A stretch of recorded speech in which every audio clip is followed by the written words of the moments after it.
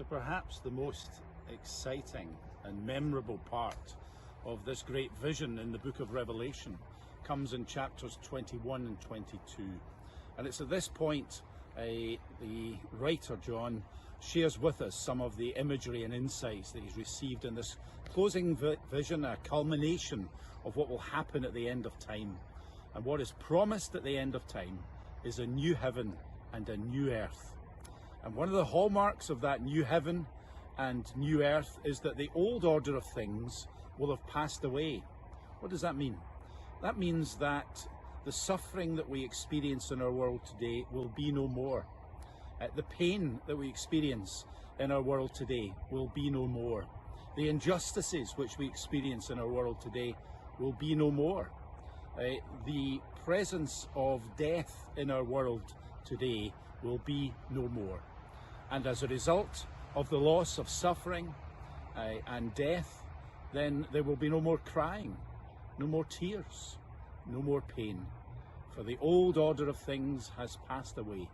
Behold, I make all things new, is what in verse 5 of chapter 21 that we read. That precious insight that reminds us. Now, we might find that quite difficult to conceive of, but I've come to this place today because all around me are the signs of suffering and death. The leaves have now fallen from the trees. They are rotting in the ground. And as you look at the trees, they are seemingly lifeless. But we know only too well that rooted within them is something very special. And that is the prospect of new life. And that new life will once again arise from the very ground where this tree will take its life from. And something very precious will emerge. It will be new buds and new fruit and new leaves, each unique and each special, each particular to the tree upon which it grows. What a prospect then to hold on to. I remember some years ago, Leslie and I being on holiday on the island of Arran, and during one of our outings one day, we came across a house, and this house was advertising pot plants for sale.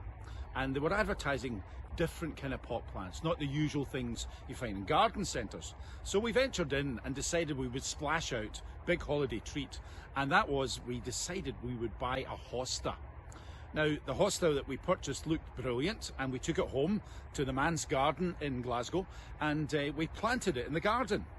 And that was the summer that we'd been there, and come this time of year, we began to become a little concerned, because the hosta which had blossomed and grown during its time from planting in our garden suddenly began to wane, and the life in it just seemed to vanish.